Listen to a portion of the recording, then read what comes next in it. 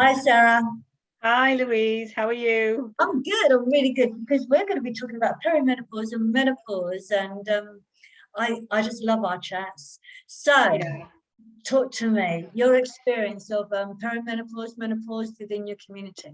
My experience of perimenopause. Well, I'm just going into perimenopause. Well, I probably have been for the last few years, which is where my research kind of started.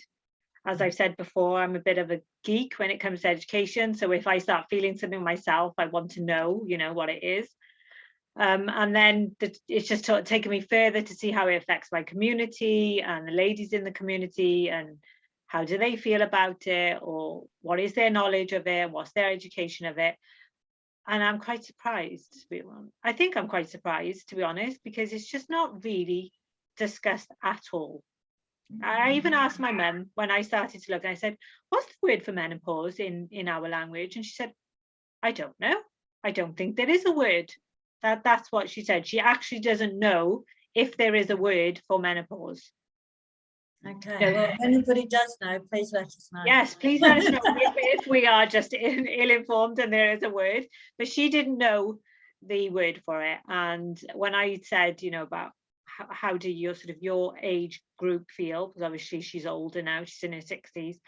And she said, well, they just don't really say about it. They don't really talk about it. Everyone just is talked about more of as an age thing rather than something, that is just changing in their body. So it's just a case of, oh, I'm getting older. And this comes with.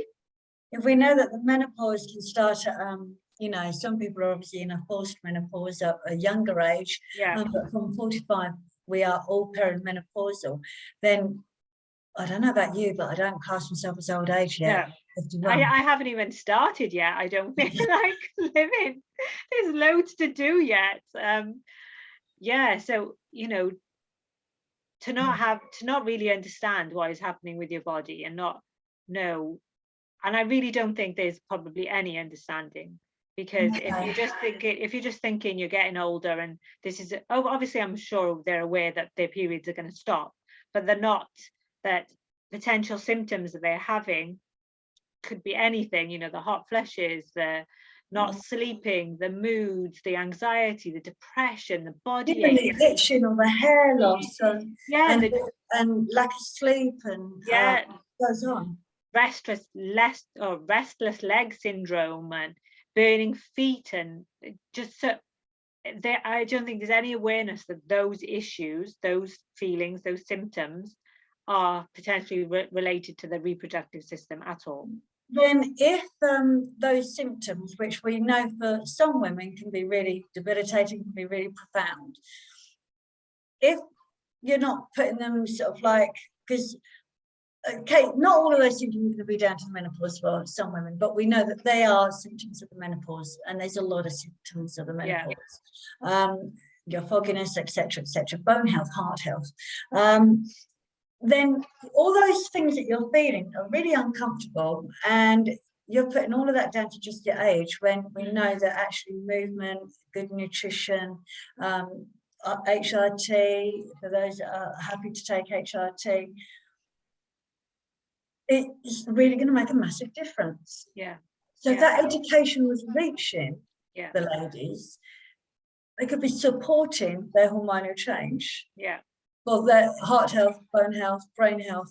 It's and in any of the discussions that I'm not judging anybody, I'm not being derogatory or anything like that. It's from, honestly, from the bottom of my heart, to want to help women, and especially women in my community.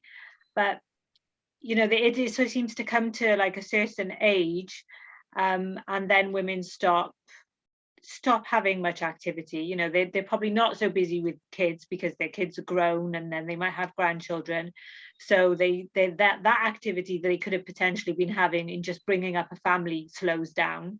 So they're not moving so much, and they don't go.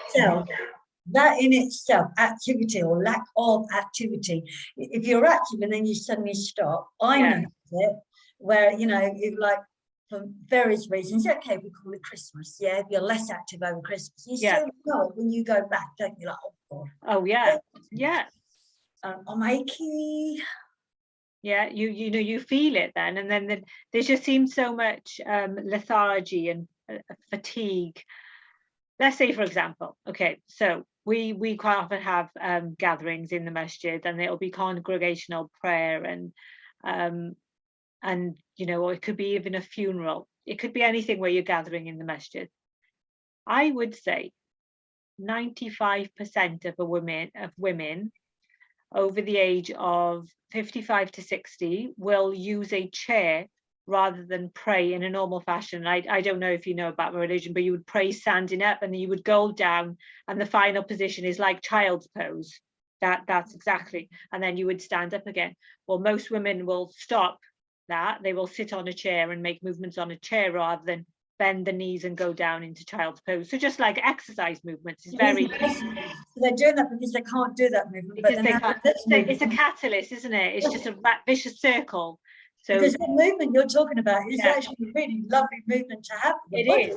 Isn't it? It's very, very intelligent. It can only be from God, you know, that you just go through all the different movements, so that you're squatting, you're bending, you're performing like a good morning movement. So you know, you're using all your body, but that stops happening, and it's just, it seems like 95% of women do that. So then they're moving less, and they're in pain, and their knees are not working. That's all I hear is, my knees are not working.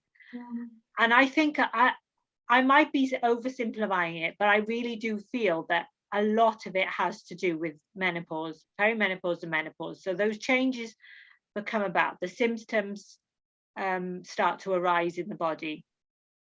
So then it becomes a vicious circle of not wanting to move because it might feel uncomfortable, and then you feel more uncomfortable because you're not moving. And it's almost like a I've given up attitude, that okay, this is just me now. This is how I've resigned myself to the rest of my life. I'm old. Well, because the time that you need exercise most is when you really feel like you least want to do it. Yeah. And so, like you say, the common denominator is, oh, we take the chair now, we're at this age. Then again, there's opportunities you're missing. They're missing. And activity creates energy. You know, light activity will create energy, clear the brain and the fogginess, and clear your head. So it just keeps on compounding. It does. And what I found quite interesting in one of the books I was reading, I think it was by Dr. Shazadi Harper, and it was about perimenopause and menopause. And she discussed symptoms of different ethnicities and of different backgrounds. And one of the symptoms for Asian women is actually body pain. And I see that in our community. I see that the women really struggle with body pain. They mention hot flushes here and there, but the body pain seems to be a huge factor. So it seems to be that it's like a genetic factor. So what can we do to help that fact, you know, those factors? What is there solutions out there? Can we help ourselves? And that, I think, is where the dialogue needs to start, because there is things we can do to help ourselves. You know, HRT is obviously the medical option that you would see a doctor about, but there's supplements, there's exercise, there's nutrition, there's meditation, there's, you know, there's so many things that we can do to initially help ourselves, and then we could go further and seek help from our doctor if we need it. But you can only do that if you are aware that you're even having an issue. So if women are thinking, oh, this is just me now because I'm old, and not thinking I'm in a stage of my life that my body is changing and that there is potential things to help me, they're not going to look for it if they don't even know about it. You know what's coming to my mind? That saying that we mentioned on the pelvic floors video, our very first one, is common, so it's been normalized. You know. Yeah. Okay, so this is what happens. Yeah. And I know that actually perimenopause and menopause is only really now becoming huge in the wider community in the last couple of years. So, you know, they're not far behind, because it's, you know, last year that Davina McCall's program came out on Channel 4, and that was a huge topic of discussion and created more dialogue. And there's quite a catalyst from sort of quite larger names talking about it on TV, on social media. So I know that my community is not hugely far behind, but I want it for the women to catch up, you know, to say that there is things that can be done to help yourself. Your life's not older, you're not old, it's not, you're not there yet. And it doesn't actually have to take over your life, your lifestyle changes, because it could be a 5-minute morning stretch, couldn't it?